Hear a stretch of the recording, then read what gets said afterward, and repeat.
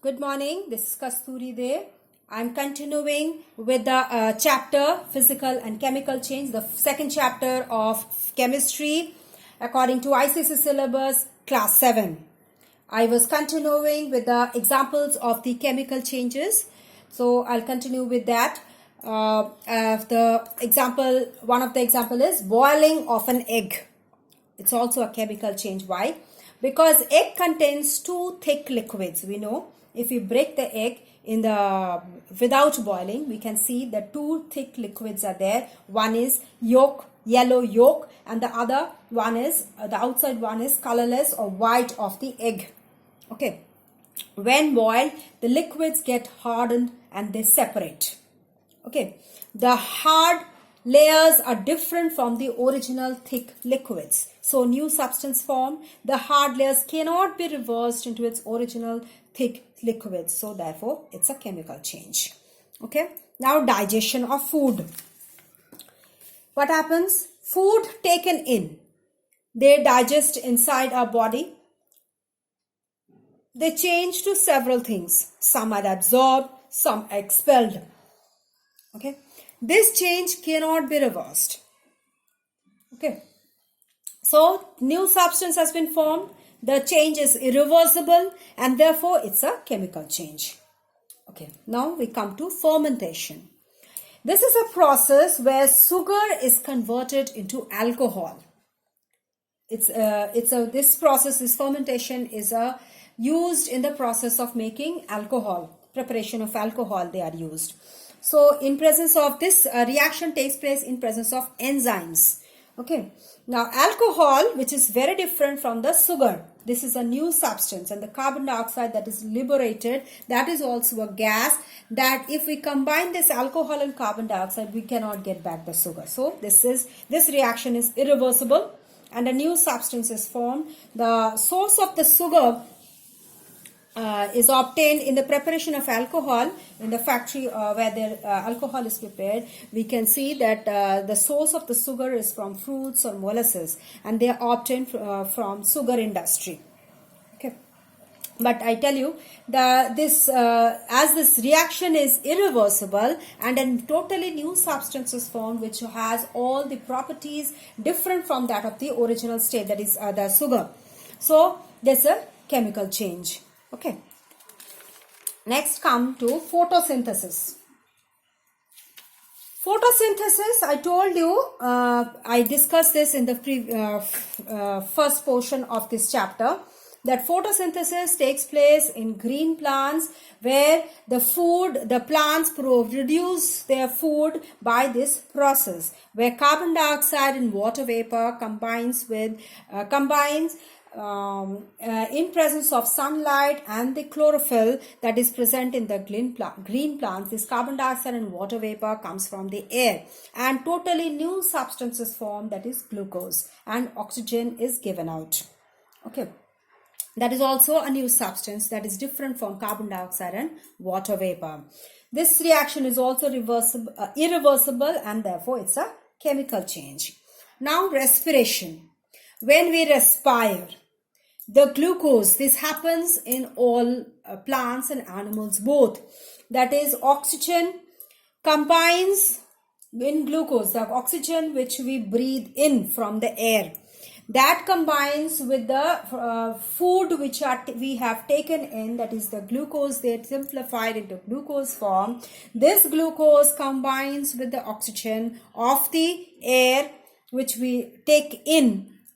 They form by degradation of food. This glucose has been formed by the degradation of food. They combines to form a totally new substance, that is carbon dioxide and water vapor. This is also an irreversible change and therefore it's a chemical change. The glowing of a mixture of iron and sulfur when heated.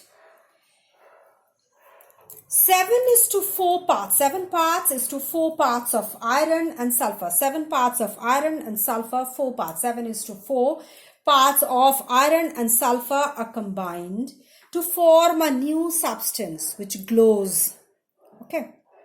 Iron sulfide is formed, which glows. That is a total new substance which differs from the parent one, that is iron and sulfur. And if we cool that, it forms when heated. The new substance, that is iron sulfide, which is formed, that is formed when the iron and sulfur is heated. But if we cool the new substance, do we get back the iron and sulfur? No. So this is a irreversible reaction, and it's a chemical change. Okay. Now chemical change involves change in mass.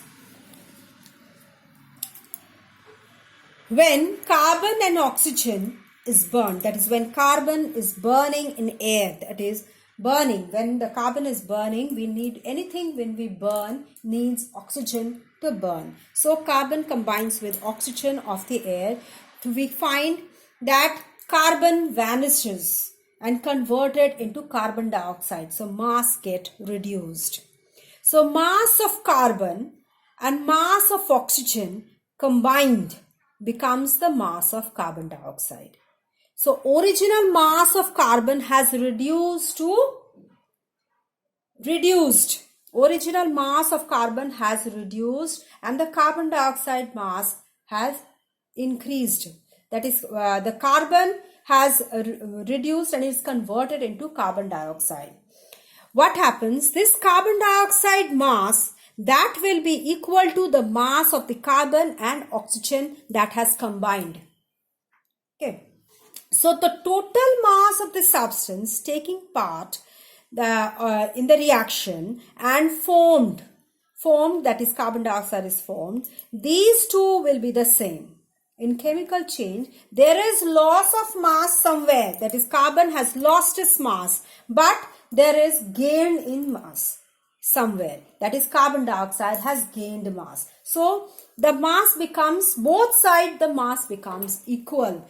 That is the mass of the reactants and the mass of the products, they become the same. Okay, loss somewhere and gain somewhere, but the mass, total mass becomes the same, remains the same. For example, again, iron nail. Iron nail, when it becomes rust, the iron nail, when it becomes rust, the rust is more mass, has more mass than the iron nail. What happens? The iron nail has lost the mass and become rust. Why? Because it has combined with oxygen. So the lost mass of the iron got combined with the oxygen mass from the air, and it became rust. So the mass of the reactants, that is iron and oxygen, equal to the mass of the rust. So loss of iron, loss of the mass of iron, but the gain of the mass of the rust. That happens in chemical change.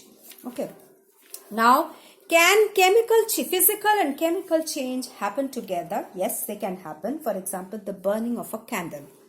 Here what happens? The wax under the wick, wick, when it is heated, when we burn the candle, when we light the candle, what happens? The wax just below the wick starts melting. It becomes heated, start melting. The wax, the molten wax that flows down, again solidifies in the bottom. So that's a physical change. This process, this part is the physical change. Okay. Now this molten wax, some of the molten wax, part of it, what happens? Vaporizes. Okay, the vaporizes, and they have formed the vaporized part. What happens? This has formed carbon dioxide and water vapor. That's totally new substance from the wax.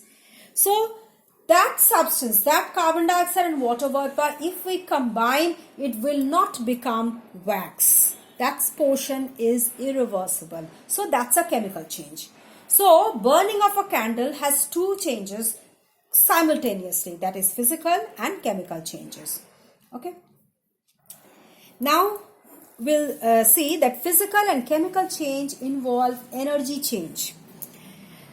Two types of energy changes takes place. One is exothermic and endothermic. Exothermic is a change where heat is evolved in the reaction. In this reaction,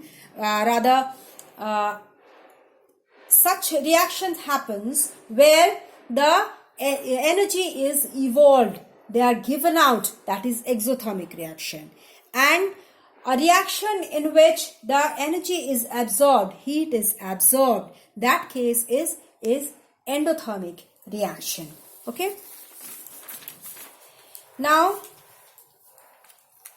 examples of energy change is a physical change. I'll continue with this in the next video. And if you have, please go through the previous videos. If you have any doubt, please do write in the comment box. Okay. And press the like button if you like the video, and so do subscribe so that you can get the notification of my next video first. Okay. Thank you.